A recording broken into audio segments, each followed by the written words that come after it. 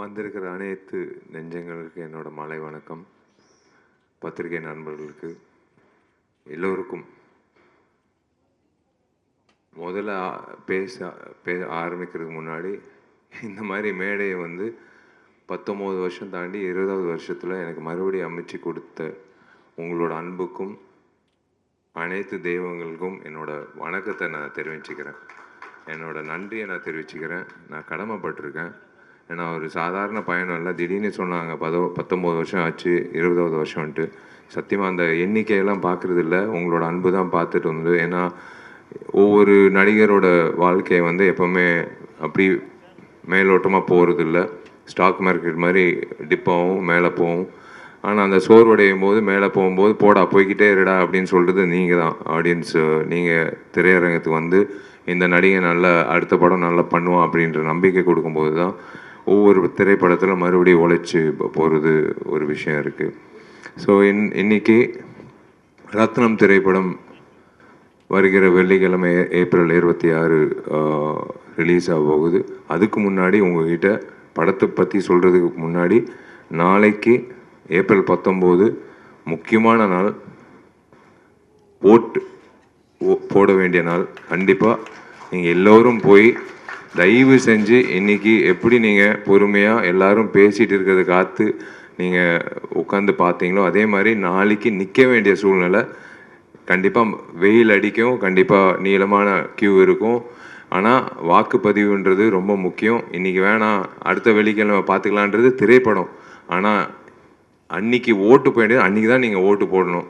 மறுபடியும் பார்த்துக்கலாம், அடுத்த 5 வருஷம் கழித்து பார்த்துக்கலான்னு மட்டும் யோசிக்காதீங்க தயவு செஞ்சு. ஏன்னா சிட்டியில் எப்போவுமே குறைவாக இருக்கும் ஓட்டு பதிவு. எப்போவுமே கிராமத்தில் 70% இருக்கும், சிட்டியில் நகரத்தில் தான் 50% இருக்கும். ஃபஸ்ட் டைம் ஓட்டர்ஸ் வேறு 10 லட்சம் ஓட்டர்ஸ் இந்த வாட்டி இருக்காங்க. எல்லோரும் நீங்கள் ஓட்டு போடணும். அது எனக்கு அதுக்கான விஷயம் அடுத்தது அப்புறம் சொல்கிறேன். ஒரு இன்ஸ்பிரேஷனான ஒரு விஷயம் இன்றைக்கி நான் நடந்தது காலம்பரை. இது கண்டிப்பாக இந்த வெள்ளிக்கிழமை அடுத்த நாளைக்கு மறக்காமல் ஓட்டு போட்டுருங்க. அதே மாதிரி அடுத்த வெள்ளிக்கிழமை சம்மர் ஹாலிடேஸ் தொடங்குது. 26ஆம் தேதி ரத்னம் திரைப்படம் வரப்போகுது. இந்த பயணம், இந்த திரைப்படம் ரத்னம் ஏன் அப்படின்றது எல்லாரும் கேட்பாங்க. எனக்கு மார்க் ஆண்டனி ஒரு மிகப்பெரிய ஒரு திருப்புமுனை கொடுத்தது. தனஞ்சயன் சார் சொன்ன மாதிரி ஒரு 100 கோடி கிளப் அப்படின்றது ஒரு ஹீரோவுக்கு எப்போவுமே ஒரு அந்தஸ்து கொடுக்குறது. இவன் அவ்வளோதான் எப்போவுமே சொல்கிறது தான். சினிமா துறையில் அதிகமாக இவன் இதுக்கு மேலே போக முடியாது, இது அவ்வளோதான். அதுக்கப்புறம் டக்குன்னு ஒரு இயக்குனரோட போகும்போது, ஏங்க இந்த நேரத்தில் இந்த இயக்குனரோட எதுக்குங்க நீங்கள் பண்ணுறீங்க, அந்த ஆதிக்கோட எதுக்குங்க பண்ணுறீங்கன்னு. எனக்கு கண்டென்ட் பிடிச்சிருக்கு, கண்டிப்பாக அந்த கண்டென்ட் எனக்கு நல்ல இல்லைங்க ரிஸ்க் எடுக்கிறீங்கன்னு. பரவாயில்ல, நல்ல கண்டென்ட்டுக்கு ரிஸ்க் எடுக்கிறது தப்பு கிடையாதுன்னு. ஆனால் நீங்கள் தான் முன் வரிசையில் நீங்கள் அவனோட டேட் வாங்க போகிறீங்க, அடுத்து இந்த படம் ரிலீஸ் ஆகும் போதுன்னு சொன்னேன். அவங்க தான் ஆதிக்கு பின்னாடி இன்றைக்கி ஆதிக்கு ஒரு நல்ல ஃப்யூச்சர் கிடச்சிச்சு. அதுதான் எனக்கு ரொம்ப சந்தோஷம். என் தம்பிக்கு ஒரு நல்ல ஃப்யூச்சர் கிடச்சிச்சு மார்க் ஆண்டனியில்.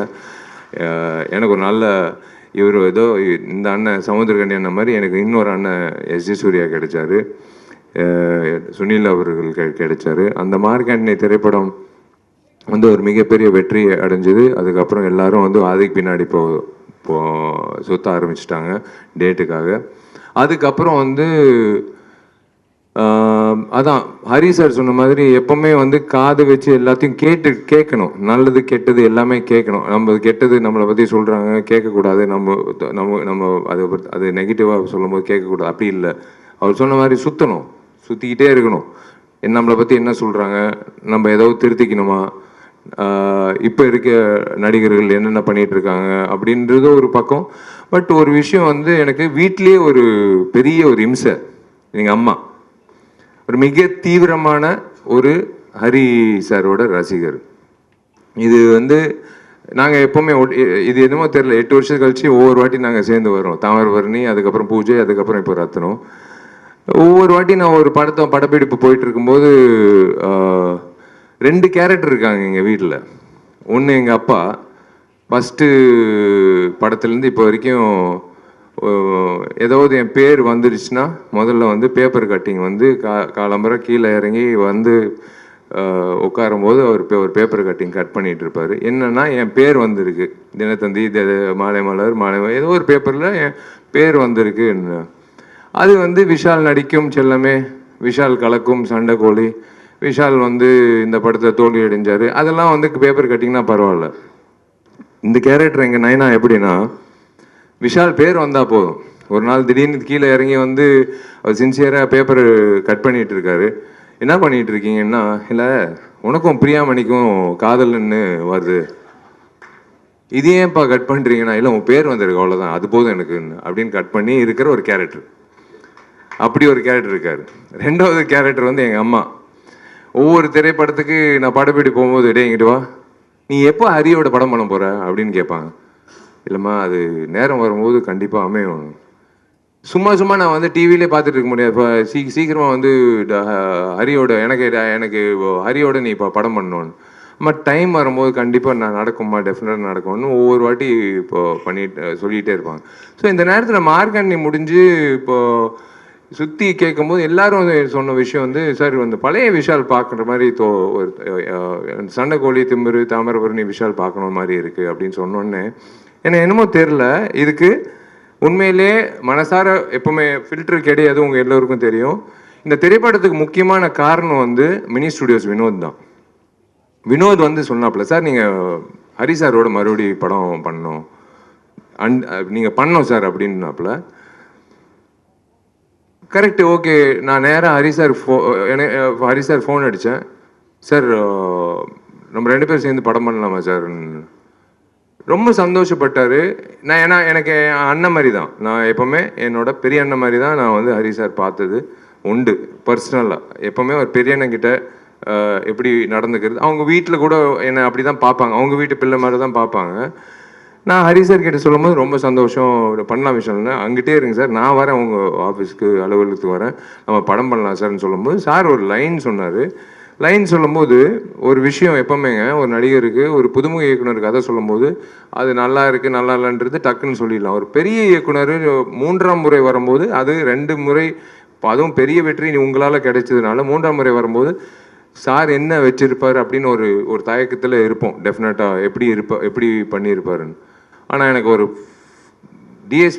தேவி சொன்ன மாதிரி, எல்லாரும் சொன்ன மாதிரி, சுகுமார் சொன்ன மாதிரி, சமுத்திரகன்யா சொன்ன மாதிரி, எல்லாரும் அது எதிர்பார்க்காத ஒரு ட்விஸ்ட், ஒரு விஷயம் வச்சிருந்தாரு திரைக்கதையில்.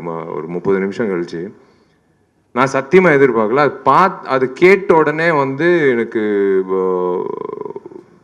டக்குன்னு ஹரி சார் சொன்னேன், சார் இது டெஃபினட்டாக வந்து எனக்கு பெரிய சந்தோஷம், கரெக்டான டைமில் நான் உங்ககிட்ட வந்துட்டேன். இது வேற ஒரு ஹீரோ பண்ணியிருந்தா கண்டிப்பாக நான் வருத்தப்பட்டிருப்பேன். எனக்கு கண்டிப்பாக அது பண்ணிடலாம் சார், கரெக்டாக பண்ணிடலாம் சார் அப்படின்னு சொல்லிட்டு கரெக்டாக கார்த்திக் ஸ்டோன் பெஞ்சுக்கு ஒரு படம் பண்ணலாம் பிரதர் அப்படின்னு அதுக்கு முன்னாடி நாங்கள் பேசிகிட்டு இருந்தோம். கரெக்டாக வந்து இல்லை கார்த்திக் இந்த படம் பண்ணிடலாம் அப்படின்னு சொல்லி அமைஞ்சுது. இதுதான் நானும் ஹரி சார் பயணம் தொடங்கணும். இதுக்கு ஒரு நல்ல ஒரு பிளாட்ஃபார்ம் வேணும். ஏன்னா இப்படி நின்று பேசிகிட்டு இருக்கும்போது நம்ம என்னதான் நினைச்சாலும் ஒரு நல்ல ஒரு பிளாட்ஃபார்ம்ன்றது ஒரு நல்ல ஒரு தயாரிப்பாளர் தேவை. அப்படி வந்து எனக்கு ஒரு நல்ல தயாரிப்பாளர் வந்து கார்த்திக்கு கிடைச்சாப்புல. எனக்கு தெரியாது அப்போது டார்லிங் அலங்கார பாண்டியனோ இல்லை ஜி ஸ்டுடியோ, அந்த டைமில் வந்து எனக்கு பேர்கள் தெரியாது. ஆனால் கார்த்திக்கு பண்ணலாம் அப்படின்னு சொல்லும்போது then I got to meet everyone and we started off and அந்த படம் தொடங்கிடுச்சு. எனக்கு தேவி இந்த படத்தை கூட இசையமைக்கிறாருன்னு சொன்னோடனே, அப்பா கடைசியா என் டார்லிங் வந்து என்னோட சேர போகிறாப்புல அப்படின்னு சொல்லி தேவியும் வந்ததுக்கப்புறம் அடுத்தது வந்து கேஸ்டிங்னு சொல்லும்போது ஒவ்வொரு விஷயமா, பிரியாவோட ஃபஸ்ட் டைம் நான் நடிக்கிறேன், லவ்லி ஹியூமன் பீயிங். அண்ட் கண்டிப்பாக ஒரு விஷயம் நான் ஒன்று சொல்லிக்கிறேங்க ஹரி சார் பற்றி, இதுக்கு நீங்கள் கண்டிப்பாக நீங்கள் கை தட்டணும். ஹீரோவுக்கு முக்கியத்துவம் கொடுக்கறது எல்லா இயக்குனரும் கொடுப்பாங்க. ஆனால் ஒவ்வொரு படத்தில், ஒரு படத்தில் பார்த்தீங்கன்னா ஏன் திரைப்படத்தில் ஒரு பெண்மணிக்கு வந்து முக்கியத்துவம் கொடுத்து அந்த பெண்மணியை வந்து தியேட்டர் விட்டு வெளில போகும்போது அவங்கள மனசில் வச்சுக்கிற அளவுக்கு அவர் எப்பவுமே ஒரு கதாபாத்திரம் வந்து உண்டாக்கி கொடுப்பார். அதுதான் ஒரு படத்தோட வெற்றி. ஹீரோ வந்தான், சண்டை போட்டான், லவ் பண்ணான், கல்யாணம் பண்ணிட்டான், முடிச்சுட்டா, அதுக்கப்புறம் படம் முடிச்சு அப்படி இல்லை. அந்த கதாநாயகிக்கு என்ன கதாபாத்திரம்ன்றது என் கேரியரில் நான் நிறைய படங்கள் பார்த்துருக்கேன். அவ்வளோ வலுவான ஒரு கதாபாத்திரம் ஒரு கதாநாயகிக்கு ஒரு கிடைச்சிச்சுன்னா, அந்த கதாநாயகின்ட்டு இல்லை, அந்த பெண்மணிக்கு அந்த கேரக்டர் கிடைச்சிச்சுன்னா அது மிகப்பெரிய அளவில் பேசப்படும். இந்த நேரத்தில் வந்து சமுத்திரக்கனி அண்ணன் வராரு அப்படின்னு சொன்னோன்னே எனக்கு சூப்பர், ஓகே அண்ணன், both are born to different mothers, அவ்வளோதான். என்னோட அண்ணன், என்ன வேணாலும் அவர்கிட்ட போய் பேசலாம், கட்டி பிடிச்சி அழுவலாம், சிரிக்கலாம், என்ன வேணாலும். ஏன்னா அவர் ஒரு விஷயம் சொன்னார் கேட்கும்போது, நானும் விஷாலும் ஒன்று பேசிகிட்டு இருக்கோம் அப்படின்றது. நாங்கள் சில விஷயங்கள் சில கதைகள் கேட்கும்போது மறந்துடுவோம். ஆனால் இத்தனை வருஷம் கழிச்சு ஒரு கதை வந்து நான் அண்ணனை விரட்டிகிட்டே இருக்கேன், ஒரு கதை அண்ணா இந்த படம் பண்ணலாம். ஏன்னா எனக்கு அந்த அந்த நேரத்தில் இவருக்கு ஏதாவது ஒரு அட்வான்ஸ் கொடுத்துடலான்னு சொல்லிட்டு என்னன்னு தெரியாமல் எனக்கு தெரியும் இப்போ 100 ரூபா கொடுத்தேன்னு நினைக்கிறேன். 1:30 மணிக்கு நைட்டு ஒரு கதை சொல்லும்போது பல வருஷம் ஆச்சு. அண்ணா வச்சுக்கோங்க, நான் யார் எந்த ஹீரோ நீங்கள் சந்திச்சிடாதீங்க, நான் தான் இந்த படம் பண்ணுறேன் அப்படின்னு சொல்லி நான் அதுக்காக தான் காத்துட்டு இருக்கேன். இப்போ தனஞ்சயன் சார் சொன்ன மாதிரி அடுத்தடுத்து போகணும்னு சொல்கிறாருல்ல, அதுக்கு வந்து முன்னுதாரணமாக வந்து நான் ஏங்கிட்டு இருக்கிற ஒரு விஷயம் வந்து, ஏன்னா எல்லா நடிகர்களும் எல்லா இயக்குநர்களும் நடிகர்கள் ஆகும்போது எங்களை மாதிரி நடிகர்கள் வந்து நாங்கள் இயக்குனர் தான் ஆகணும், வேறு வழி இல்லை. அதனால தான் துப்பாக்கிகள் 2ல் வந்து நான் இயக்குனராக 25 வருஷோட கனவு நினைவாகுது. அது நினைவாகுது, அது வருது, அது ரொம்ப சந்தோஷப்படுறேன். ஃபஸ்ட்டு வாழ்க்கையில் யோசிச்ச ஒரு விஷயம் என்னவா நான் ஆகணுன்றது, அது வந்து இயக்குனர் ஆகணும்னு நினச்சி அப்பா கிட்ட சொல்லி அம்மா கிட்ட சொல்லி இன்றைக்கி வந்து அது தேங்க்ஸ் டு மிஷ்கின் சார் அந்த கனவை வந்து முன்னாடியே கொண்டு வந்ததுக்கு. அண்ட் எனக்கு யோகி பாபு படத்தில் இருக்கார், ரொம்ப சந்தோஷம். ஆல்ரெடி அவரோட நடிச்சிருக்கேன். அவரோட இருக்கிற ஒரு விஷயம் எனக்கு என்னென்னா, ஐ லவ் பாசிட்டிவ் பீப்புள். எனக்கு ரொம்ப பிடிச்ச விஷயம் என்னென்னா, அவரோட ஒய்ஃப் வந்து என் தங்கச்சி மாதிரி தான். நான் வீட்டுக்கு போகும்போது நான் எப்போவுமே சொல்லுவேன், நான் வீட்டுக்கு வரேன் டார்லிங், சாப்பிட்றதுக்கு வரேன். எப்போ வீட்டுக்கு போனாலும் அங்கிட்டு கொஞ்சம் நேரம் உட்காந்துட்டு போகலான்னு தோணும். என்னமோ தெரில, ஒரு நிம்மதியான ஒரு இடத்துல, கோயிலில் தான் அப்படி தோணும். ஒரு நிம்மதியான ஒரு இடத்துல ஒரு உறவினர் வீட்டில் உட்காந்துட்டு போகிற மாதிரி இருக்கும். அந்த யோகி பாபு வீட்டுக்கு போகும்போதெல்லாம் யோகி பாபு கிட்ட அதாவது சினிமா தாண்டி வந்து நிறைய நட்புகள் வந்து நீண்ட நாட்கள் போய்கிட்டே இருக்கும். எங்கிட்ட இருந்தாலும் அவர் எப்படி இருக்காரு, அவர் என்ன பண்ணிட்டு இருக்காரு, அவர் நல்லா இருக்காரா அப்படின்னு நினைக்கிற நான், எனக்கு தெரியும் கண்டிப்பாக அவர் எப்பவுமே நினைச்சிட்டு இருக்கிற ஒரு நபர். அந்த மாதிரி எல்லாரும் வரும்போது எனக்கு சுகுமார் டிஓபி அப்படின்னு வரும்போது உண்மையிலே சிவபதிகாரம்லாம் நாங்கள் 2 பேர் சந்திக்கும் போது அன்றைக்கி நான் தொடர்ந்த நட்பு இன்றைக்கி வந்து மாமேன்னு 2 பேர் பேசிக்கிறது. அதுதான் என் வாட்ஸ்அப்பில் நாங்கள் 2 பேர் பேர் சொன்னதே கிடையாது. Sukumar has done a fabulous job. அதான் சொன்னேன்ல, ஒரு ஹரி வந்து பிறக்கும் போதே அவங்க அப்பா அம்மா வந்து அவருக்கு ஹரின்னு பேர் வச்சாங்க. ஏன்னா அவர் ஹரிஹரியா வந்து கண்டிப்பாக வந்து வாழ்க்கையில் வந்து முன்னேற்றம், ஹரின்றது முன்னேற்றம் தான். அந்த முன்னேற்றத்துக்கான உழைப்புன்றது முக்கியம். அதுதான் ஹரி சார். சாதாரணமாக 3 படங்கள், 3வது படம் வெற்றி கூட்டணி அப்படியெல்லாம் அதெல்லாம் அப்படி எடுத்து வச்சிடலாங்க. ஆனால் இவரோட நான் வேலை செய்யும்போது எனக்கு ஒரு விஷயம் வந்து, நான் என் வாழ்க்கையை நான் ஓப்பனாக சொல்கிறேன், இந்த திரைப்படத்தில் என்னோட வாழ்க்கையோட போக்கு வந்து நான் மாற்றிக்கிட்டு இப்படி தான் இருக்கணும், என் வாழ்க்கை இப்படி தான் நான் வந்து வாழணும், இப்படி வாழ்ந்தால் தான் நான் நீண்ட நாட்கள் நான் போக முடியும் அப்படின்ட்டு இவரோட எனர்ஜி, இவரோட விஷயங்கள். விஷால் நாளைக்கு காலைல 7 மணிக்கு ஷார்ட் நோ ப்ராப்ளம் சார், 5 மணி கூட வச்சுக்கலாம் சார், நான் வரேன். அது என்னமோ தெரியல, அவருக்காக நான் வரணும்னு, அவருக்காக நான் உழைக்கணும், அவருக்காக நான் ஏதோ எனக்கு காசு கார்த்திக் கொடுத்தாப்புல அதுக்காக அப்படியெல்லாம் இல்லை. ஹரி சார் சொன்னால் கரெக்டாக இருக்கும், ஹரி சார் சொன்னால் உழைப்புக்கு ஏற்ற மாதிரி பலன் உண்டு அப்படின்னு எனக்கு தெரியும். அவர் தம் கட்டி சொன்னார்ல 5 நிமிஷம் காட்சி, உண்மையிலே வியந்து பார்த்தேங்க. சத்தியமாக ஒரு கேமரா வந்து ஒரு ஃபில்மாக இருந்ததுன்னா கண்டிப்பாக வந்து எடுத்திருக்க முடியாது. டிஜிட்டலாக இருக்கிறதுனால hats off to Hari sir's vision. நான் இந்த படத்தில் வந்து நான் சொன்னேன், சார் நான் இயக்க போகிறேன்னு நினைக்கிறேன், இந்த திரைப்படத்துக்கு அப்புறம் உங்களோட நான் உதவி இயக்குனராக நான் வேலை செய்ய போகிறேன் சார், நீங்கள் கண்டுக்காதீங்க சார், நான் அப்படியே பார்த்துக்கிட்டே இருக்கேன். I want to see how he is executing that சொன்னார். ஆனால் எப்படி எக்ஸிக்யூட் பண்ண போகிறாரு, சுகுமாரும் எப்படி எக்ஸிக்யூட் பண்ண போகிறாரு, அப்படின்னு சொல்லும்போது எனக்கு சார் சொன்னார் 5 நிமிஷம் காட்சி விஷால், இந்த மாதிரி ஒரு காட்சி ஒரே ஷாட்டுன்னு ஸ்டிச் பண்ண போகிறோமா சார் அப்படின்னு நானும் கேட்டேன். இல்லை இல்லை இல்லை இல்லை இல்லை விஷால், 5 நிமிஷம் நம்ம ரிஹர்சல் பண்ணலாம், 2-3 நாள் கூட ரிஹர்சல் பண்ணலாம், ஆனால் ஒரே ஷார்ட்டில் எடுக்கிறோன்னு பிளடி சேலஞ்சுங்க. இந்த இவருக்கு தேவையே கிடையாது அந்த மாதிரி பண்ணணும். கேட்டுக்கிட்டு பண்ணுறாரு பாருங்களேன், அதுதான் வந்து அவரோட வெற்றிக்கு. முதல்ல இந்த படத்தோட வெற்றி வந்து இயக்குனர்கிட்ட தான் வரணும். இயக்குனர் வெற்றி அடைஞ்சாதான் வந்து எங்களை மாதிரி நடிகர்கள் வந்து உங்கள் முன்னாடி வந்து நாங்கள் சொல்ல வேண்டிய விஷயங்கள் வந்து கரெக்டாக சொல்ல முடியும். அவரோட பாதையில் போயிட்டோம். அது எக்ஸிக்யூட்டட் பை டிஓபி சுகுமார். எப்படி, அதாவது ஒரு பறக்கிற கேமரா வந்து பிடிச்சா அந்த ஒரு ஆட்டம் வரும், அந்த ஆட்டம் வரக்கூடாது, தெரிஞ்சிடும் பிடிச்சிட்டாரு கேமராமேன்ட்டு. அதை பிடிச்சிட்டு இப்படி கொண்டு வந்து அந்த கண்டினியூ பண்ணும்போது என்னோட டார்லிங் கொரியோகிராஃபர், என் உடம்புல 109 தையல், 100வது தையலுக்கு நான் பார்ட்டி வச்சேன் என் நண்பர்களுக்கு. 109 தையலுக்கு முக்கியமான அதிகமான காரணம் வந்து என்னோட டார்லிங் வந்து கனல் கண்ணன் மாஸ்டரு. என்னை வந்து இன்னைக்கு ஆக்ஷன் ஹீரோ விஷால் வந்து ஆக்ஷனில் கலக்கிறாரு அப்படின்னு ஒவ்வொருத்தர் சொல்கிறதுக்கு முக்கியமான காரணம் வந்து சண்டைக்கோழியில் என்னை நம்பினார் இந்த கனல் கண்ணன் மாஸ்டரு. எனக்கு வந்து இன்னும் ஞாபகம் இருக்குது, சண்டைக்கோழி கிளைமேக்ஸில் பண்ணிகிட்டு இருக்கும்போது ஒரு கிக் அடிக்கும் போது ஃபஸ்ட்டு ரியாக்ஷன் இவர் தான். இவர் கேமரா இது மானிட்டர் எல்லாம் பார்க்க மாட்டார், அப்படியே உடச்சிட்டு போயிட்டே இருப்பார். ஏதோ ஒரு எக்ஸைட்மெண்ட் இருந்தார், கிடைச்சேன் ஜாக்கி சான் அப்படின்னு சொல்லிட்டு அப்படியே போயிட்டே இருந்தார். நான் வந்து ரோப் ஷாட்டில் நின்றுட்டுருக்கேன், பிரேக்குன்னு சொல்லிட்டு அவர் பாட்டு போயிட்டே இருக்கார், நான் பாட்டு ரோப்பில் நின்றுட்டு இருக்கேன். அவர் வந்து ரசிக்கிறார், என்ன சொன்னாலும் செய்கிறாயா, பரவாயில்லையா, சூப்பர் அப்படின்னு சொல்லிட்டு அவர் வந்து தொடங்கின ஒரு விஷயந்தான். எங்களுக்குள்ள ஒரு இது, ஃபஸ்ட்டு தையல் வந்துருச்சுன்னா விஷால் படம் சூப்பர் ஹிட் அப்படின்னு. அதே மாதிரி தான் 12, அதுக்கப்புறம் 16, அதுக்கப்புறம் பூஜையில் மறுபடி 16. அவர் வந்து என்னென்னா தையல் வந்து விஷால் முடிஞ்சிச்சுல, தையல் முடிஞ்சிச்சுதான். ஆமாம் மாஸ்டர் போட்டாங்க, தையல் போட்டாங்க அண்ணா. அப்போ ஷூட்டிங் போயிடலாம் மாஸ்டர். தெரியுமே மாஸ்டர், பரவாயில்ல, அது பிரச்சனை இல்லை, அது இப்படி வச்சுக்கலாம் அப்படின்னு. அந்த மாதிரி வந்து கனல் கண்ணன் மாஸ்டரு, ஹரி சார், சுகுமார், அங்கிட்டு இருக்கிற ஃபைட்டர்ஸு, அங்கிட்டு இருக்கிற அசிஸ்டன்ஸு எல்லாரும் சேர்ந்து அந்த 5 நிமிடம் வந்து காட்சி அமைச்சது வந்து it is going to be a treat for all of you.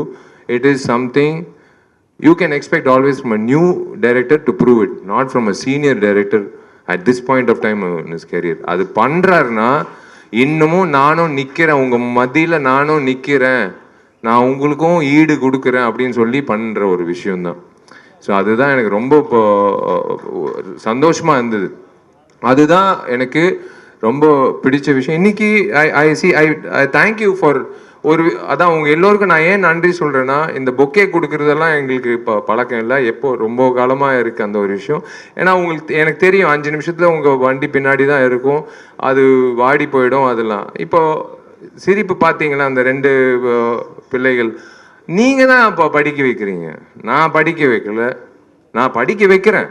ஆனால் இன்றைக்கி ஒரு நிகழ்ச்சியில் வந்து 2 பேருக்கு ஒரு வாய்ப்பு கிடைச்சிச்சுல, அது நீங்கள் தான் வந்து இப்போ இன்றைக்கி வந்து அது உணர்ந்து நீங்கள் வந்து மதித்து கொடுத்தீங்களே, அதுக்காக தான் வந்து அந்த 2 பிள்ளைகளுக்கு வந்து படிப்பு கிடைச்சிச்சு. அதுவும் பெண் குழந்தைகள் படித்து முன்னேறினாங்கன்னா ஒரு பெரிய ஒரு சமுதாயமே பெரிய மிக சிறந்த சமுதாயமாக இருக்கும். அதுதான் வந்து எனக்கு ரொம்ப பிடிச்ச விஷயமா இருந்தது. இன்னைக்கு நீங்கள் உங்களால் இன்னைக்கு 2 குழந்தைங்க படிக்க வராங்க.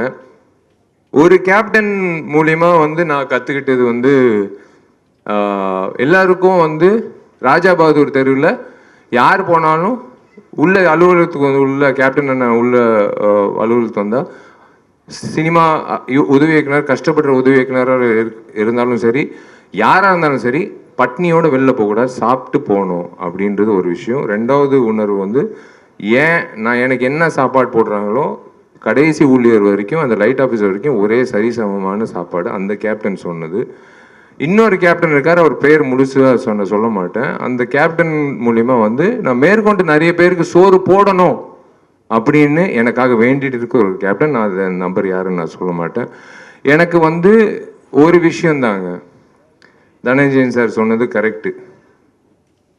100 கோடின்றது 200 கோடி 250 கோடி எல்லாரும் யோசிக்கிறது, நான் அந்த கோடிகள் யோசிக்கிறது இல்லை, என்னோட இயக்குநர்கள் தான் நான் நம்பிட்டு இருக்கேன். என்னோட ப்ரொடியூசர் என் மேலே இருக்கிற நம்பிக்கையில் நான் நடித்து கொடுக்குறேன். அந்த வெள்ளிக்கிழமை இந்த தெய்வங்கள்லாம் வந்து வெள்ளிக்கிழமை நல்ல படங்கள் அப்படின்னு சொல்லி அந்த கொடுக்குற அந்த தெய்வங்கள் கொடுக்குற அந்த தீர்ப்பு தான் நாங்கள் வேண்டிக்கிறோம்.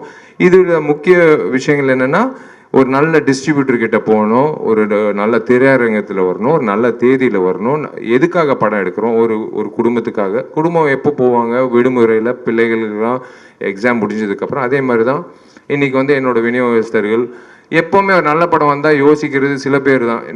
அப்போலேருந்து எங்கிட்ட இருக்கிற சீனு என்னோட நண்பர், பிரதர்னே சொல்வேன், நண்பர்கள், என்னோட வெல்விஷர் லக்ஷ்மண் அவர்கள் இருக்கார், இன்னைப்பா இந்த திரைப்படம் நம்பி வாங்கின சதீஷ் அவர்கள், என்ன நிறைய பேர், ராஜமன்னார் மன்னார் அவர்கள், எஸ்பெக்ட் சீனு, இது எல்லாமே திருப்பூர் சுப்பிரமணியம் அண்ணன், எல்லாரும் வந்து நான் ஏன் வந்து அண்ணன் இது நான் ஒரு உரிமையோட இந்த படம் வந்து பண்ணிடுங்க அப்படின்னு ஏன் சொல்கிறேன்னா, எனக்கு ஒரு நம்பிக்கை, என் மேலே இருக்கிற நம்பிக்கை அவங்களுக்கு இருக்குது. அதே மாதிரி தான் இப்போ தொடங்கிட்டு போயிட்டே இருக்குது. ஸோ அதனால் ஒரு நல்ல திரையரங்கத்தில் வர்றதுக்கான வாய்ப்பு கொடுக்குற அத்தனை விநியோகஸ்தர்களுக்கும் திரையரங்க உரிமையாளர்களுக்கும் என்னோட நன்றி தெரிவிச்சுக்கிறேன். மீனா அவர்களுக்கும் நான் நன்றி தெரிவிச்சுக்கிறேன், பிவிஆருக்கு. இந்த விஷயத்தில் வந்து தனஞ்சயன் சார் சொன்னது அதான், 2 நாள் முன்னாடி நான் பேசினது வந்து காரசாரமாக இருக்குது, அதனால் தள்ளி போச்சுன்னு. இந்த ஒரே விஷயந்தாங்க,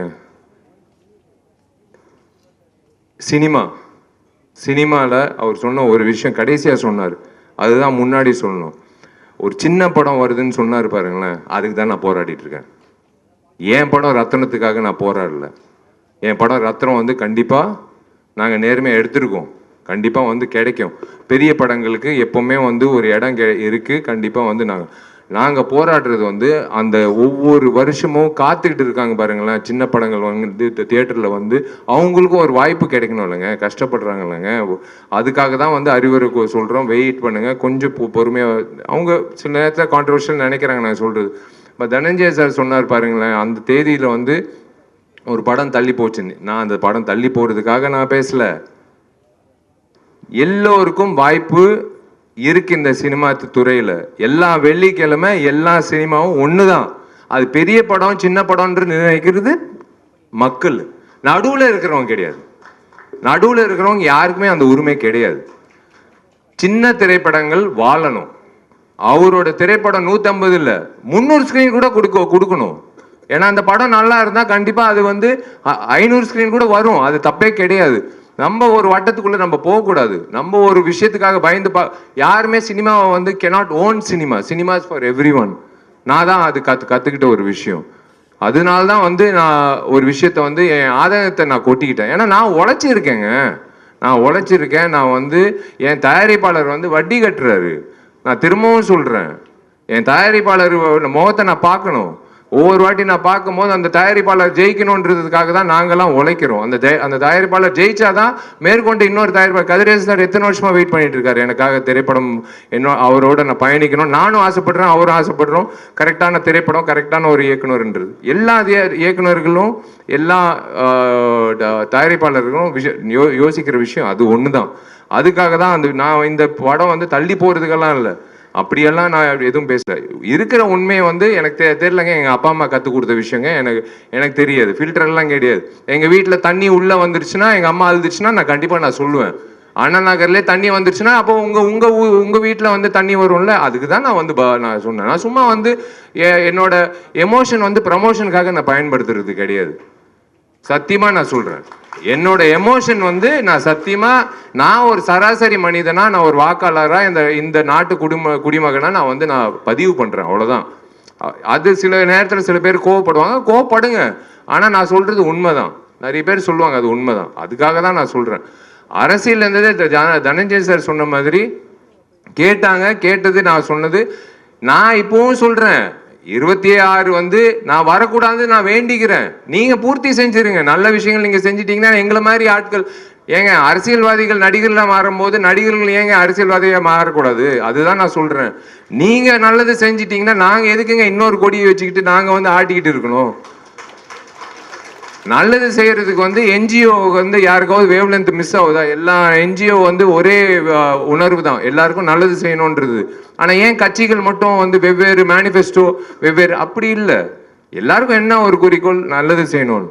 நான் வந்து ஹரி சார் படத்தில் நடிக்கும் போது விளாத்தி குளத்தில் வந்து நான் போய் எனக்கு அந்த நேரத்தில் அந்த வாய்ப்பு கிடைச்சிச்சு, கடவுள் கொடுத்த வாய்ப்பு. அந்த நேரத்தில் அந்த இடத்துல தண்ணி குடிநீருங்க, சாதாரண குடிநீர். இப்போ டேப் ஓப்பன் பண்ணி பல் தேய்க்கும் போது கூட எனக்கு பயமா இருக்கு. அது மூடி அது அது அது கரெக்டாக பயன்படுத்தணும், அந்த தண்ணியை இப்போ வேஸ்ட் பண்ணக்கூடாது. ஏன்னா அந்த கிராமத்தில் பார்த்த ஒரு விஷயம் தான். அதுதான் வந்து நாங்கள் வந்து ஆதகங்கள்லாம் நாங்கள் சொல்றது. இன்னைக்கு கூட காலையில் வந்து 7 மணி ஃப்ளைட்டில் நான் போயிருந்தா ஒரு அபூர்வமான ஒரு விஷயம் நான் பார்த்துருக்க முடியாது. 12 மணிக்கு ஃப்ளைட்டில் போனதுனால தான் ஒரு அபூர்வமான ஒரு விஷயம் நடந்தது. அது ஒரு நல்ல ஒரு மனிதர் சந்திக்கிறதுக்கான ஒரு வாய்ப்பு கிடைச்சது. அவங்க பேர் அபூர்வா தான். அவங்களும் வந்து நல்லது செய்யணும் அப்படின்னு சொல்லிட்டு சொல்லும் போது, பேசும்போது எனக்கு ஒரு விஷயம் தோணுச்சு. கடவுளாக பார்த்து கொடுத்த ஒரு சந்தர்ப்பம். இந்த பெண்மணியை வந்து பார்க்கறது, நம்ம உழைக்கிறோம்னு சொல்லிட்டு இருக்கோமே, அதை தாண்டி ஒருத்தர் அவங்களோட உழைப்பு சொல்லும் போது நம்ம இனிமேல் சொல்லக்கூடாது நம்மளோட உழைப்பை பற்றி அப்படின்னு நினைக்கிற ஒரு விஷயம் வந்து கடவுளாக பார்த்து என்னை வந்து போகிற போக்கில் வந்து எல்லாரையும் சந்திக்கிறதுக்கு ஒரு வாய்ப்பு கிடைக்குது. அதுக்கு தான் நான் சொல்கிறேன். ஸோ எனக்கு வந்து நல்ல சம்பளம் வந்து கார்த்திக் கொடுத்துருக்காரு. நான் அதில் வந்து நல்லது செய்கிறேன். உங்களுக்கே தெரியும், அரசியலுக்கு வந்தால் ஒரு எம்எல்ஏக்கு என்ன மாதம் கிடைக்குது, ஒரு எம்எல்ஏக்கு வந்து 12 மாதத்தில் எப்படி, கண்டிப்பாக கம்மியாக தான் கிடைக்கும். கண்டிப்பாக வந்து எல்லாத்தையும் இழந்து தான் போகணும். எல்லாமே தெரியும் சார். I know definitely. அதுக்குள்ளே நீங்கள் உங்கள் விஷயத்த நீங்கள் பண்ணிட்டீங்கன்னா நாங்கள் வந்து இதே மாதிரி ரத்தனத்தை மாதிரி இன்னும் பெரிய ரத்தனங்களாக கொடுத்துக்கிட்டே இருப்போம். உங்களை சந்தோஷப்படுத்துவோம். அவங்கவுங்க வேலை அவங்கவுங்க பண்ணணும் அப்படின்றது உங்கள் கையில் தான் இருக்குது. அதுதான் நான் சொல்லுவேன். என் கையில் இருக்கிறது ஒரே ஒரு விஷயந்தான். இது வந்து கண்டிப்பாக நான் நாளைக்கு ஓட்டு போட்டுருவேன். அது மாதிரி நீங்களும் ஓட்டு போட்டுருங்க. இந்த இடத்துல வந்து ரொம்ப ரொம்ப நன்றி. எல்லாருக்கும் நான் ஒரு விஷயம் நான் சொல்கிறேன்.